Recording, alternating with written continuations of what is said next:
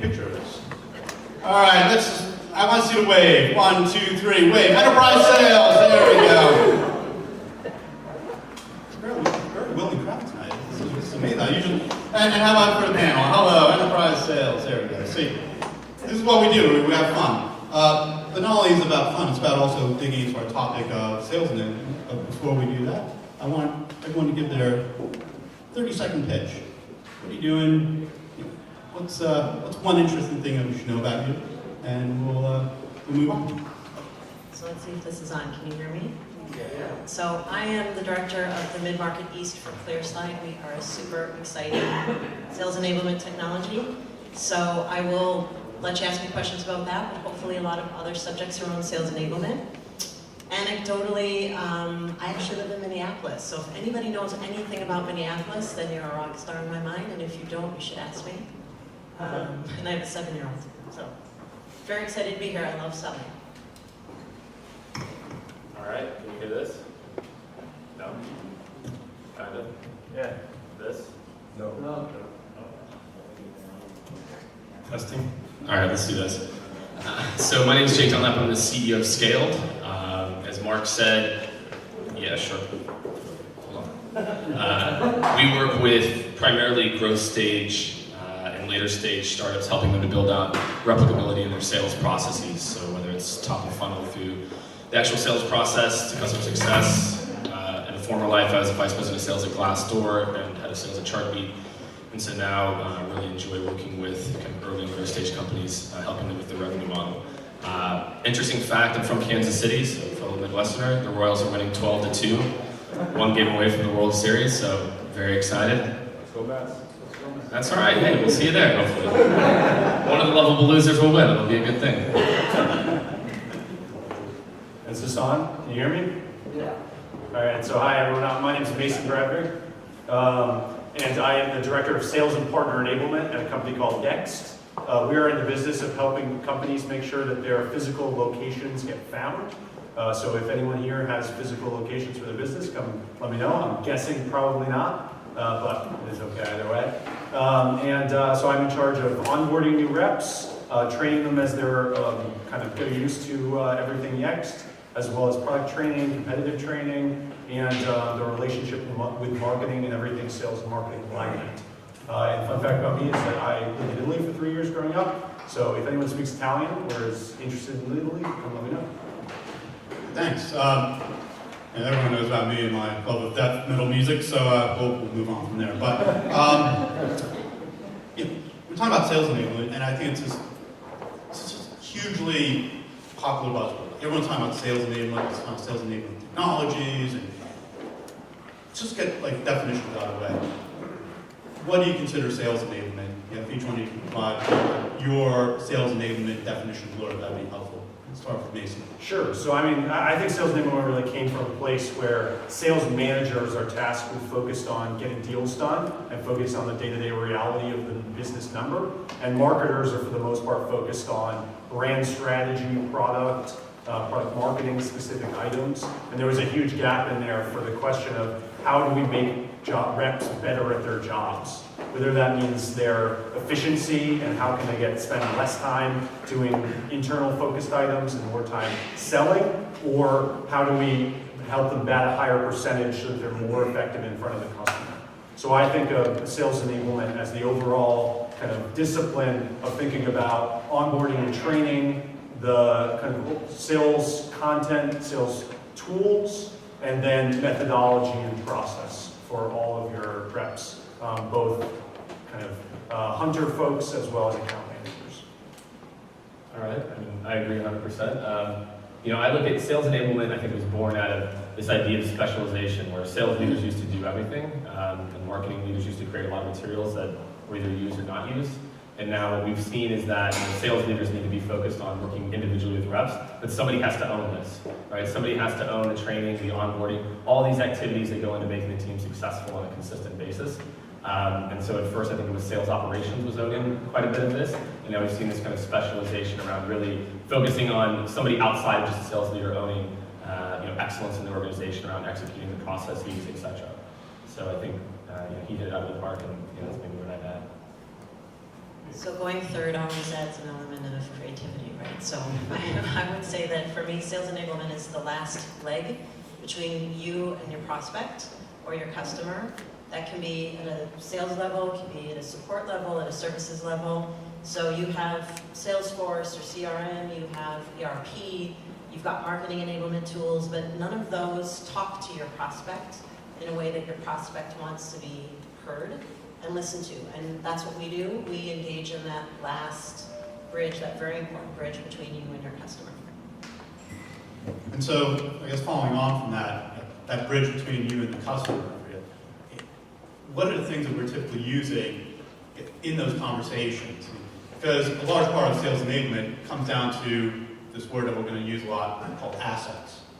So what are those assets that we deploy typically, and do they change based upon the type of interaction or the stage of interaction you have with the customer or prospect? I would say yes. I mean, raise of hands in the group. How many of you have so much content at your fingertips you don't know what to do with? Right? So the assets that we have really, I think from the last leg perspective, isn't necessarily the challenge. It is picking the asset that your customer most engages with. So that's the way I would see where we fit in and where the next stage of sales engagement is how do you know what that asset is and how do you use that over and over again? Yeah.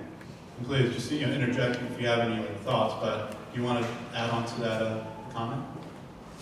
Yeah, I mean, I think sales enablement's on both sides. It's what the customer sees, and then it's how you're dealing with the team. And I think each organization maybe defines sales enablement maybe a little bit differently as well too, whether it's internal or external. So we can focus on one piece or the other. But I think the last bridge, there's so much technology that exists at the top of the funnel and then in customer success looking at churn. At the external facing, like a ClearSlide, I think what we're starting to see is technology that actually helps people to sell, right? Enables the sale throughout, right, on the external side. So I think it's it's new in terms of it's actually proving effectiveness, because many salespeople feel like I've got the best thing or that, as opposed to using data to actually enable that conversation. So that's maybe the only piece I'd add. Yeah, and one more thing I would add to that is I think a lot of companies struggle being honest with themselves where they are from a maturity perspective around their marketing content.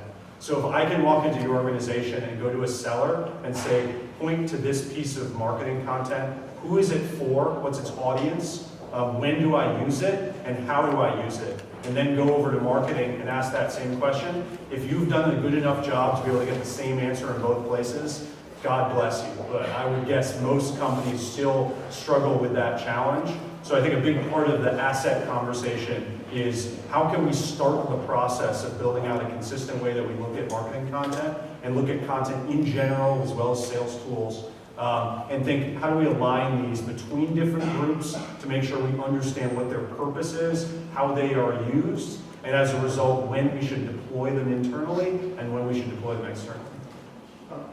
That's a good point. I was going to jump into this later, but we talk a lot about marketing, right? Marketing just drowns us in a sea of content typically, or in some cases, we may not have any content because we're super early stage. So what is that relationship like around sales and marketing, and how does sales enablement actually fit into that equation?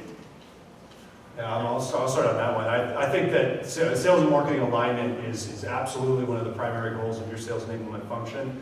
If anyone here is working with a company called Serious Decisions, they are fantastic and they focus specifically on this topic.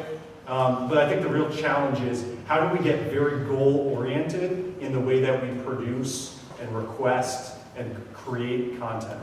Because if we can get specific requests from sales, vet those in a certain way, pass those to marketing, add the spin and brand and message of the company, and then make those easily accessible on the back end, that's a successful process. And going and striving for that, I think, is the key to alignment. And the real key question has to be, for every single decision we're making from an alignment perspective, are we aligned to a specific goal, which is the customer receiving the right message at the right time in the deal cycle? Anything to add? I mean, Freya, we actually talked a little bit about just the voluminous amount of content and where does it actually go? I mean, one of the challenges that we see a lot of is we have so much content, we don't know where to start. We fight sales and marketing people, we're constantly bickering back and forth as to what content works.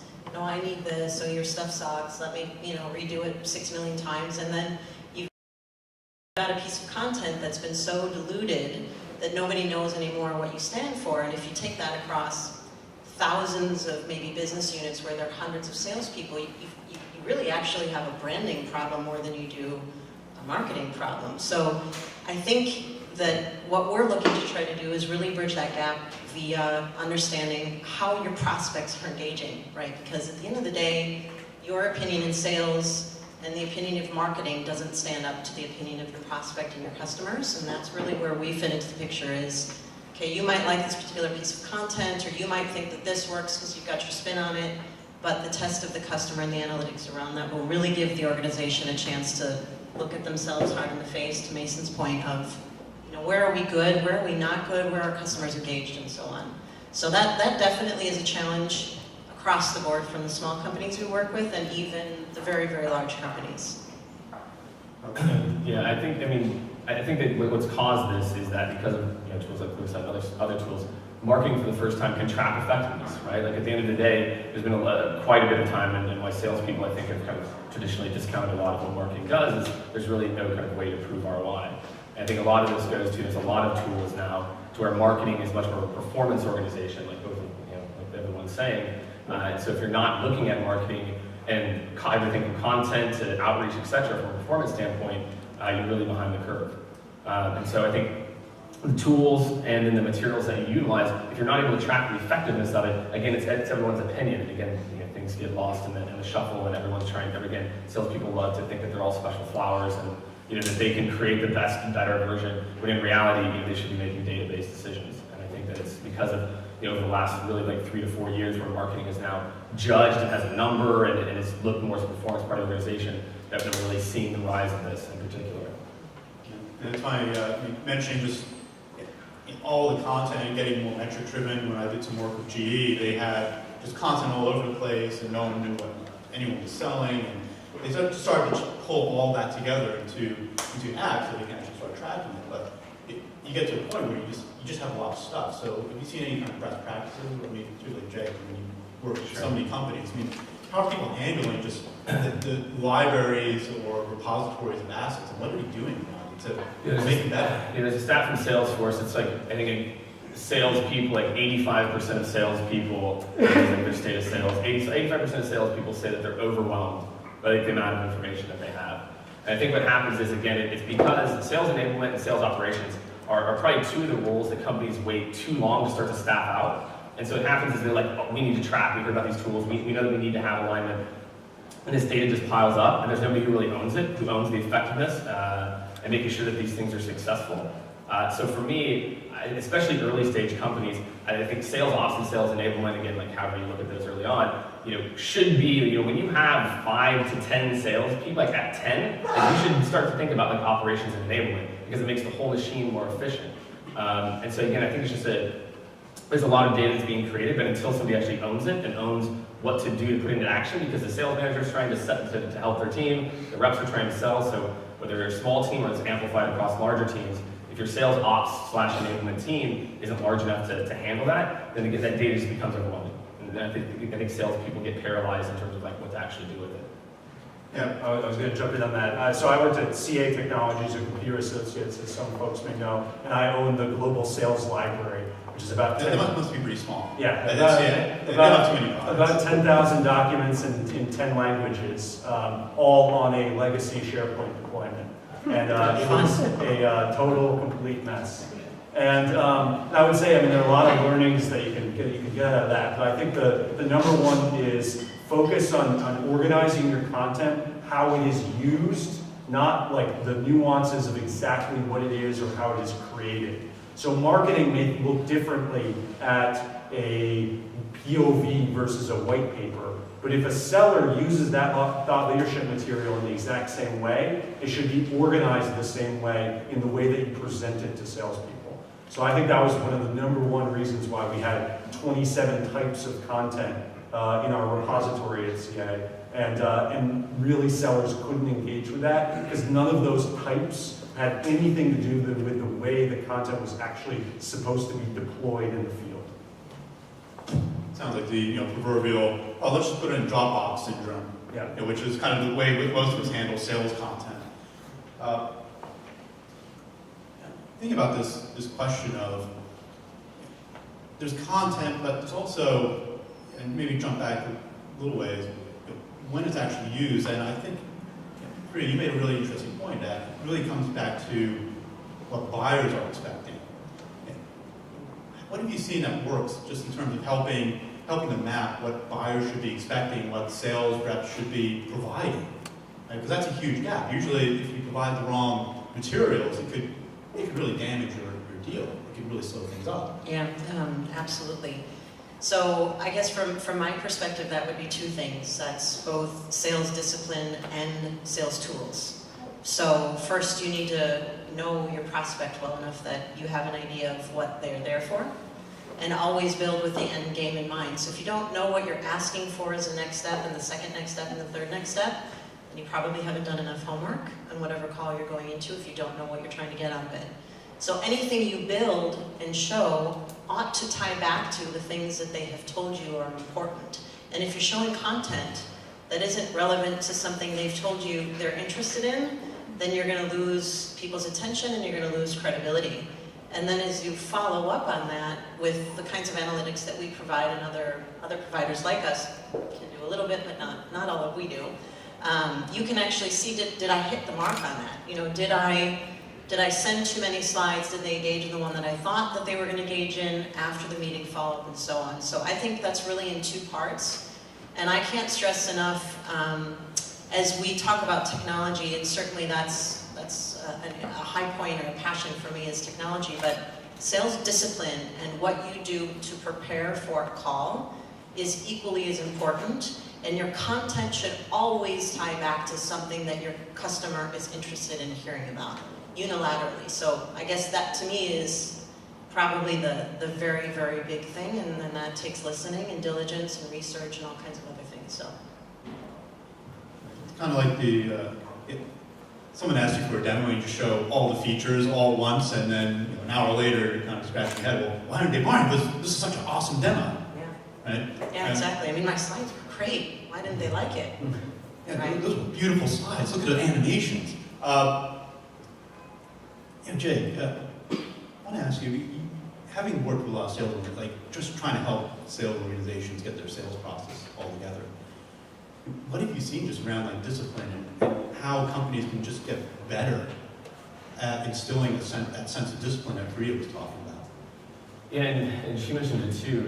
It's both like even teams that have 5 to teams that have hundreds. It's consistently a lack of discipline around the process, that there isn't kind of a defined sales process, that still reps and teams are allowed to go too far, right, and to have too much customization in the process. And so a lot of the things that we're talking about start with, if you don't have a very rigorous process, even if it sucks, right, like even just a version 1 that you can build from and track and see what's working and what's not, that's the foundation. So if you don't have kind of a documented step-by-step decision tree, etc., because you have 2 things. One, it helps to ramp and onboard and train really quickly when you can show the buyer journey, which is obviously a very critical component of this. Mapping the buyer journey. Exactly, which is not the sales journey, not the sales process, but the buyer journey. And then the other piece is it's tough to improve. If you don't have a documented process, if you don't have ways to track different effectiveness within that, then how can you possibly get better? Again, it's this kind of concept that sales is still this like art form, right? That sales is some type of like everyone doing, when in reality, buyer patterns, whether they're SMB sales, whether they're enterprise sales, the buyer patterns are actually like, they're different but similar for each business. And so for me, with each company, step 1 is that if you don't have a good understanding of what that buyer journey looks like, and you haven't mapped to that, how you should be selling, and then the materials that we need and the way to track effectiveness, you're just throwing darts, right? Again, even if the process isn't good, right? Because you can still track it and optimize it, like, oh, that was really terrible, like, we made a very poor assumption. But to me, just having that kind of, and then continuing to build and iterate, because as your company grows and you become more well-known, where everyone knows what, or has an idea what ClearSlide is, etc., whereas 4 years ago, maybe that wasn't the case, right? That process might change as well. So it's an iterative process, but it is a process. So it's document, and I think documenting and rigor around kind of tracking effectiveness is what I would say. Yeah, one of the things we think about a lot is how do we build accountability into that sales process? The sales process is won or lost, in my opinion at least, in deal review, when managers talk to reps about deals. So that is when you can have a scenario where you have a well-documented buyer's journey, you've aligned your sales priorities to those different stages, and then the rep goes into the meeting with their manager or the CEO of the company, whoever it may be, regardless of your size, and talks about the deal. If we can drive accountability to that sales process in that interaction and in that experience, that's how we can actually get real success, standardization, and scalability of the overall sales function. It's really, I mean, a lot of this kind of sounds like getting back to things that are basics, like onboarding and training. I mean, what have you seen just as good practices just around onboarding, making sure that people know this is discipline, these are the tools, this is where you should find stuff when you need certain assets for a deal. And obviously, you set up a lot of this for Yext, so any insights? Yeah, I mean, we could do an entire session just about onboarding. Like, it's pretty. We did that last okay, all right. last month. But. Yeah, I mean, one thing I would throw out is, I think, especially as you get a little larger, as you're segmenting the roles around onboarding. So, for example, I'm in sales enablement, I run onboarding, but the handoff from enablement to the sales manager, or whoever the person might be reporting to, is one thing that I think is really, really critical. Because you can do a lot of structured training, you can build great role playing into your sales process, but if the experience in training and in onboarding is not matched in the experience of being handed over to your sales manager, or if your sales manager is across the country trying to get a deal closed, and the person goes through a very structured 5-day training and then comes in the next Monday and there's nothing to do because their sales manager is not there and they haven't figured out where to start, I think you lose a ton of the momentum that you build in onboarding. So of all the things, that's just one that at least is top of mind right now for me, and making sure that transition from a more structured onboarding experience to the actual day-to-day with the reporting structure of your company is seamless, and the expectations of both parties are agreed to. Have any of you seen or experienced just having certifications or just regular checks so that sales reps are speaking the same language, the same branding, understand the demos, understand the value propositions? Is that something you see on a regular basis? Absolutely. I would add one criteria to that, and that going back to the comment before, one of the areas that we commonly miss in trying to understand the pitch of our own company is that we forget that no one really cares about our company and that they care about the problems that they're trying to solve. And so, to me, the initial points of anyone ramping anywhere is really to figure out what problems do I solve, what dents do I make in the issues that the companies I'm going to be talking to have, and what assets do I have in my toolkit that are different from anyone else's so I can go and apply those correctly to the problems that I'm trying to solve. So again, starting from the customer's potential problems and how you solve them, to me really is probably the biggest miss in most training programs, is that they tend to take a dog food approach, which is I'm going to eat my own dog food until I spit it out, and I'm going to know everything about my product, but I don't know the problems that I'm solving, and I don't know how to quantify those problems that I'm solving. And then I need to know what tools I can pull in, what materials I have, what research, what ROI, calculator I've got. All that's great, and it's good to learn how to do those things, but I'd say start with the customer problem first, know those, and then build out from there. Yeah, one other experience we had is when I first started at Yext, our certification process was entirely product-driven. So you took a multi-hour course in all the nuances of the features of the product, and then you took a long 35-question test on those various features. And as a revenue team, especially for a client-facing part of that, none of that was, can I craft an email which captures the value of those features? Can I actually speak in front of a customer? And it's really helpful to be able to do role-playing. But one thing that we found was we worked with a company called LearnCore, which basically allows us to do a training experience, but then at the end have all of our reps record themselves delivering an elevator pitch, speaking to different scenarios that they might encounter in the field, and just that aspect of actually delivering the pitch and being accountable for speaking to some of the things you're learning. We found that retention is way, way up, both from the product perspective as well as the value prop. And people are just a lot more field ready, having had that experience, even if we couldn't do a million different role plays with all different scenarios, just because of the time constraints of our sales leadership team. Yeah, I mean, in time, video or sales video training has become like a really hot topic, and obviously very, very valuable, because when you can actually see yourself kind of quasi in action, it does have a huge impact in terms of what you do and how you do your job as a sales professional. And I guess maybe that can segue into talking about some technologies. And Jake, you had this really great presentation, I think back in August, at a presentation here, just around like the whole sales technology suite. But there's a lot of companies here that are probably just starting out a little bit, I'd say more on the immature side of setting up their sales stack, for lack of a better word. What do you think are the important things for sales leaders to start thinking about, and sales enablement leaders to start thinking about? Yeah, I mean, there's a lot. I mean, the core pieces, I think, for most companies that they want to do outbound, so most of these enterprise meetups, so hopefully most of these companies sell enterprise, right? So if you don't have a way to track and optimize like what you're doing from an outbound perspective, you're infinitely behind the curve, right?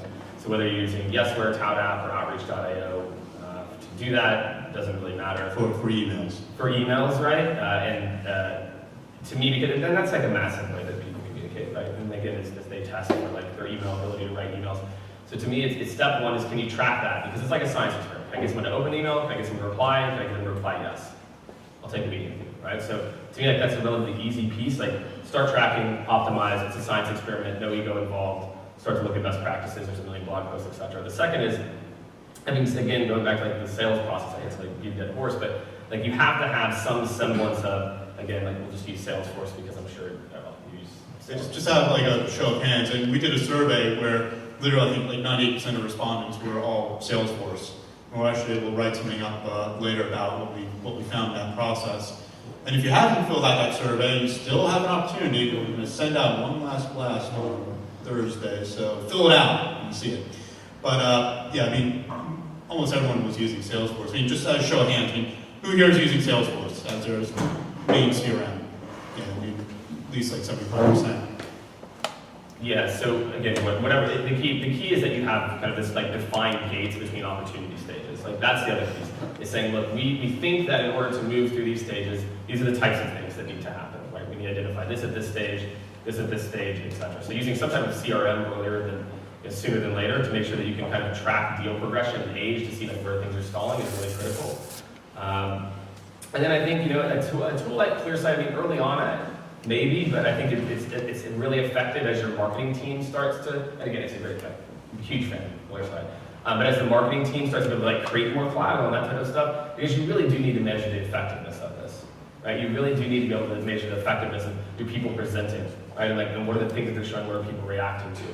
So, I mean, to start with, to me at least, the core is top of funnel. There's so many tools out there that do such a great job. Invest in one, and invest in something that can kind of track your sales process based on the assumptions that you have. So that way, at least you have a semblance of, again, so you can go back and optimize it over time.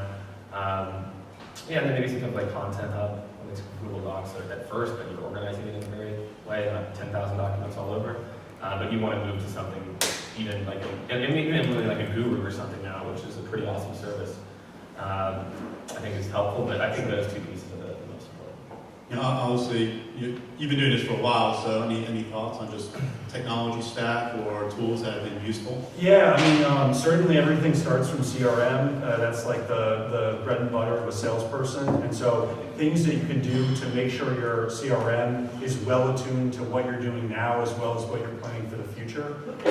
So thinking about a little bit of scale from a Salesforce perspective, what am I going to need now for reporting, for managing my pipeline, for looking at my forecasting, and what am I going to need in the future as I add more products, as I standardize my pricing, as I scale out to have a larger or more diverse set of customers. So CRM is certainly critical. That's blocking and tackling from a sales perspective as you scale.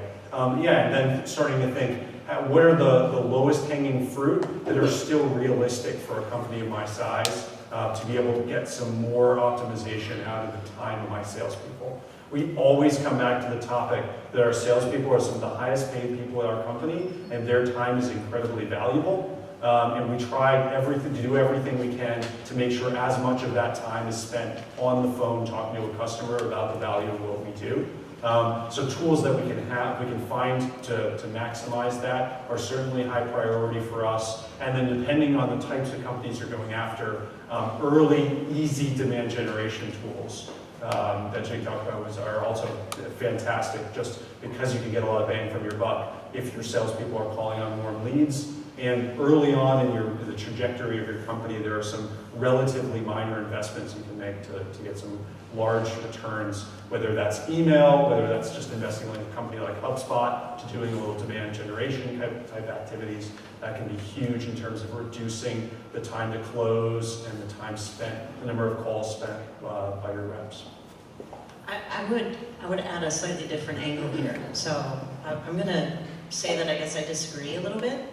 And for us as salespeople, show of hands, how many people like their CRM? Salesforce other. Okay, you like it. Good, that's about I like my 20%. CRM, but it's not actually Salesforce. So my personal opinion is that CRM really is an internal facing technology. It helps to tell your executives what you're doing, and it doesn't help you sell more efficiently. It can help you track tasks and keep records of things and all that stuff. I'm not saying isn't good. You want that. You need it. But it doesn't help you be more effective in front of your customer. They don't see Salesforce. They don't see the effort that you put into typing out your notes so that your manager doesn't ask you for the nth time, did you update that close date, right? What they do see is they see a simple engagement the first time you're on the phone with them and you have a make or break situation. And I don't care if you're in a small company or in a big company, you usually get one chance to make a first impression. Is that first chance going to be, did you download GoToMeeting? Are you in? So what are you doing in that first meeting, startup, big company, whatever, to make the absolute best impression? To me, if we're thinking about technologies to roll out, it starts with the prospect customer first. And really at any stage in any organization, how you're communicating with your customer is critical to your success going forward. Build your CRM backwards, build the other technologies back from that when you know who you're talking to, how to talk to them, and what resonates. I'll ask one final question. I'd like to open up for questions to the audience, but what is, I ask this with every panel, what is one book or blog post or resource that you found to be super helpful in helping you around sales? Sorry for you, and go. So I like to read, and I guess helping me with sales, I think actually thinking not about selling, but thinking about what you're interested in and what your prospects might be interested in. So keeping yourself relevant by reading things that push your boundaries. I read a geopolitical book called The Next 100 Years that was very influential for me just in putting my arms around what was happening in the world. And when I can think big like that, it helps me to understand what my prospects also might be dealing with. So that's definitely not a selling book by any means, any stretch. I would say that for selling, probably something that is meaningful recently, a very short book called The Dip. And one of the things that I think salespeople don't do as well as they ought to is learn how to walk, and learn how to walk early, because we feel like selling is the art of just being more passionate than the next person, and if I just do more, they'll like me and they'll buy the stuff. So I think if we can figure out when to walk early, we'll sell a lot more, because we'll find more prospects that do want to buy. The Dip helps with that. I mean, there's the challenger sale, predictable revenue, kind of the classics at this point. Marco Barish has a new book out. He's the CRO of HubSpot. David, what's the book called?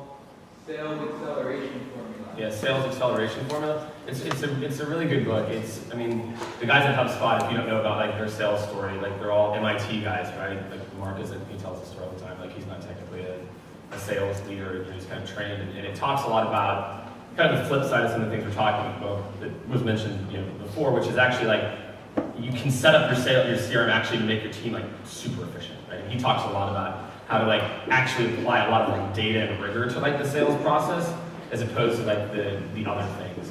And I think that it's a really good book, and he talks a ton about the customer journey and how at HubSpot they built it backward, like again, not the selling process, but the customer journey. So that it's a really good read. I really like First Round Capital's blog. I think that they put out like so much really good. awesome content like about like the sales ecosystem, not just about like sales, but like talent and recruiting, and I feel like they constantly put out just like really, really good pieces that I find myself like forwarding to my team or forwarding to clients. So I'd say like recently, like those are the two things that I'd say I've read and I read consistently. Yeah, so I was a history major, so I'm a big fan of the classics from a sales perspective. So if you haven't read Spin Selling or you haven't read it in a while, highly recommend going back. It's been around for a long time, but there's a reason why it's still really relevant to think very hard about the kinds of questions that you ask and how are those questions impacting your customers and relevant for your customers. And the other one that I love is Crossing the Chasm, which is another kind of classic one, thinking about the stages of companies that you will address as you kind of come about as a technology company, and thinking of who are the kind of the first stage of early adopters, the fast followers to laggards in your market. Because I think it really helps people focus very specifically on the types of customers that they are addressing and what are the emotional as well as logical triggers that those people feel. So whether it's going to a customer that loves being the first, we have a customer, for example, that loves being the first company in Canada to do something as long as it's already been vetted in the United States. Like that's a very specific profile, but us knowing about that means that the sales conversation can be really, really powerful for them, coming to them as the first company in Canada that can launch this huge initiative, but also having the supporting material. So I think when you think about the customers that you have, where they are in the maturity as a company, where their culture is, that really helps you orient your sales conversation to around a place that can really resonate.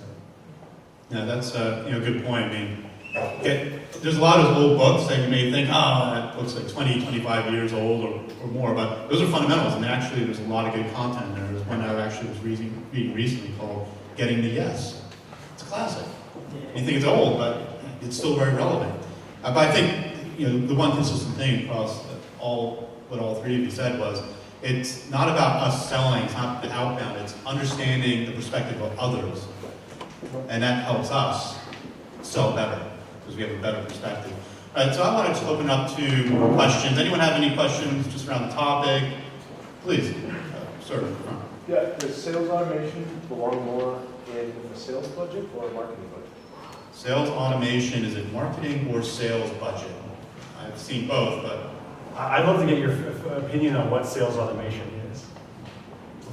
It's all about the consistency of the message and taking it from, we know what segment we're trying to sell to, we know what the user goals are, we know how they consume the product, and now we know exactly how we want to market to them. However, the ownership of that particular thing is, on the one hand, you've got the quota-bearing people who drive revenue, and then you have the other hand, which is the people who drive the MQLs, right? So, who funds it?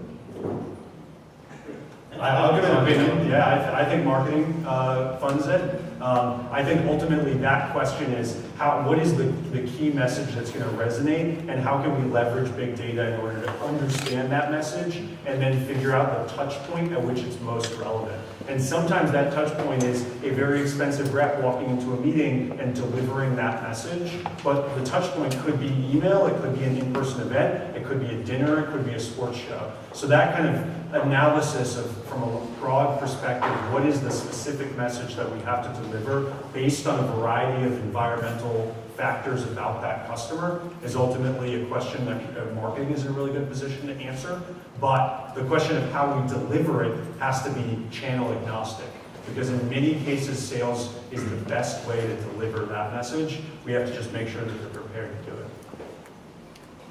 Sure. I mean, to me, if it's campaign-based, right, we're talking about the difference between like one-to-one touches, like let's say using like a Yesware and a salesperson, like your own little email, like that's more like the sales side. But I think we kind of move past that to more like what's called sales automation. That's more, I mean, to me, that's marketing, right?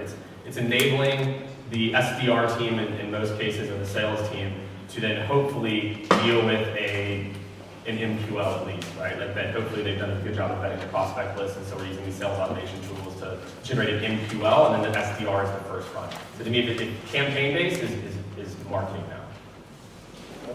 Great. I'd add a third option, maybe sales ops. Yeah, I mean, because you're actually selling a sales enablement tool, so I mean, who's the first person you go to in any company? Well, we go to salespeople first, so we go to the highest salesperson we can, but we inevitably will talk to IT and to sales ops. Sales ops has a lot to say about what tools marketing and sales are using combined. Question up here. Misha. Speaking of sales ops, it sounds like there's a new company getting funded or new technology coming up.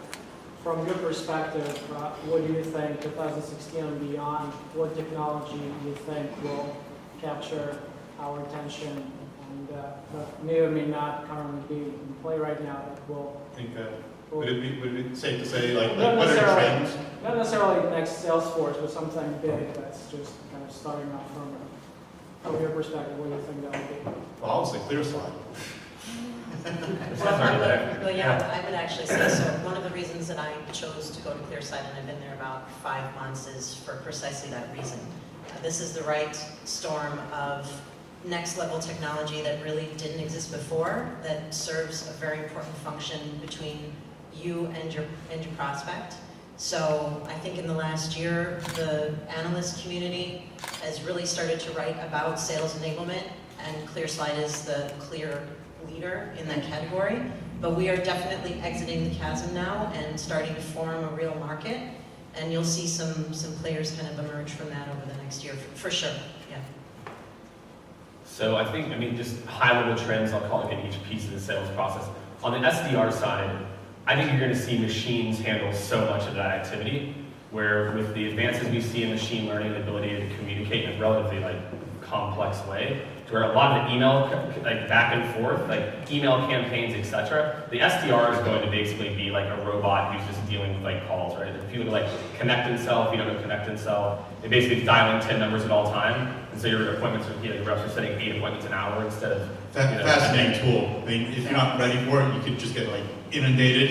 No, seriously, we've had multiple companies that install it and had to turn it off 2 days later. There's too many meetings being set, right? So I think what you're seeing is the SDR now is they able one person with technology, and again with the ability for machine learning to be able to communicate back and forth, and then the rep to be able to be so efficient. I mean, I think one SDR now would be the equivalent of 10, right, in the future. In the sales process, I think again, you've seen the back-end tools, again, what we're talking about, the CRMs, the behind-the-scenes tools. There will be this, I think, this idea of transparency, and this idea of more and more tools, Covidian and some of these other players that are starting to raise more money and that are client-facing and actually guide the salesperson along the process. And we're going to try to eliminate a lot of this guesswork of the salesperson having a lot. I think sales is kind of moving project management. You're moving the client through very distinct stages.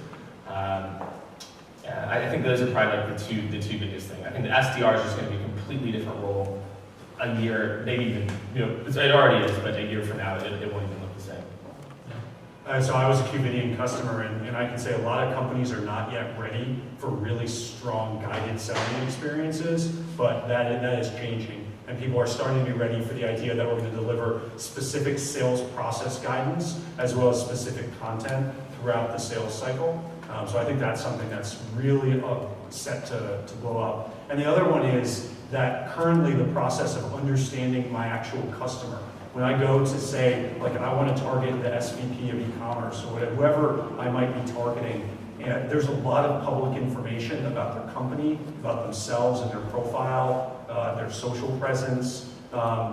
Unifying all of that information into a way that's sales consumable in easy fashion, I think that's something that a few companies are currently going after but I think that's a major opportunity for just automating the amount of time that the seller has to spend understanding specific aspects of the people that they talk to and really improving the human element of the sales process with technology. Yeah, no, I agree. I mean, I think that I'd want to have a session just on predictive sales tools, because I think that's such a huge driver. What we're going to see in the next few years is more of these technologies actually delivering results and automating a lot of things that we're doing manually today. I mean, and just to your point, just like that whole research stuff is so time consuming. There's this app I've been using. I highly recommend it, Charlie app. It's awesome. If you ever download Charlie app, it is great. And not sponsored, but I just think they're a really great tool. We'll take one last question. I know it's getting late. We'll get someone in the back. Evan. You talked a little bit about the staff size and staff ratios, and given all the different size companies in here, when do you think companies should start hiring sales ops and sales enablement people? And what's the typical ratio of like quota-carrying reps to these support staff functions? So just to repeat the question, when do you actually start to ramp up and build out your sales ops, sales enablement team? Like what stage should you really be at? Yeah, I mean, it's a great question, and the reality is, unfortunately, there's not a, I don't think there's a, at least personally, I don't believe there's a strong, solid number, because it has a lot to do with the type of sales process that you have. Are you very inbound lead driven? Are you all a lot of outreach to the largest companies in the country? But the reality is, as soon as you have marketing content, so like I was hired as sales enablement at a company before we had product marketing, and I would say that is a mistake. If you do not have content, that is going to be the role of the sales enablement person. They will spend all their time creating content. But once you have a full-time person creating content, and you have enough size that all of your reps are just not constantly in sync because of the function of being 5 people in a room or something like that, that's when you have to start to think about an enablement person. And when you do hire that, depending on how many reps, there's kind of the two schools of thought. You can hire an execution person who you're hiring because they're going to come in and they're going to research and they're going to try to figure it out and then execute on it. Or you're hiring someone for their knowledge. Like they've been there, they've done it before, they've grown a sales team very, very large from the size that you're at. So if you're kind of a little bit kind of struggling with the overall topics, I think that knowledge hire can be really compelling. But if you are getting to a point where you still think that the fundamental model is in a good place, even if we only have 11 reps or something like that, but then you just need some support to have someone who's accountable for making that happen, that kind of junior execution-focused person, even relatively early, as long as you have someone to create content for them, can be a really compelling person.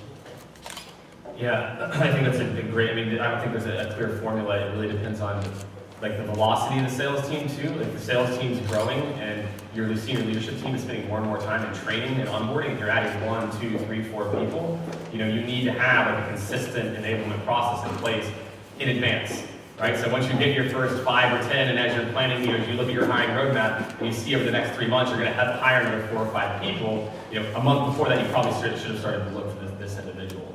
I can tell you, like at Glassdoor, whenever we were ramping from 0 to 40 people in a year and a half, right? And most of that growth is in the last 8 months, right? It's probably a big mistake that I made, is I didn't ramp that department fast enough, right? I had 3 people and we were at 25, 30, and so my leaders were spending a lot of time doing the training, doing the onboarding, etc. Which I think a lot of companies, you can't afford to hire a trainer because you don't realize that you actually can't afford to have your salespeople and your sales leaders in the room doing it, right? So I think if you ask founders, sales ops and biz ops are probably the 2 roles that they don't hire soon enough and fast enough and at the right volume. So your first 5 or 10, just depending on velocity, and then as you're really trying to put your foot on the gas, then that's when you really need to think about making that a core part of the team. The one thing I would add to is the complexity of the solution that you're representing as well as a good indicator for that. So I've been with organizations where we've sold extremely complicated solutions that a company might buy once every blue moon, and there would be several components to that. Every single person inside of a multi-billion-dollar organization gets involved in the decision-making process, and you know, in one of those instances where it was difficult, I was building content for PLM for a food safety type company. That's not the thing you want your person in the field doing. So I think the complexity of the solution and also, regulatory as well. and it was a smaller company. So that to me is probably a good indicator as well. And maybe just to your point, Jake, trying to get people in the door early to take ownership of these roles, I do think it's really critical. Actually, if you get a chance, hopefully I'm not embarrassing you, Jordan, but he was our last, he was a speaker for our sales training and coaching session last month. And if you have any questions about ramping up an early team, what it's like to be actually the first employee to ramp the team up, I highly recommend you talk to Jordan as well. I want to wave your hand. Yeah, I'm calling you out, but that's such an amazing story. Now I can't fly out here. Yeah, now you can't pull out, now you can't just roll. But now just give it up, a round of applause for everyone.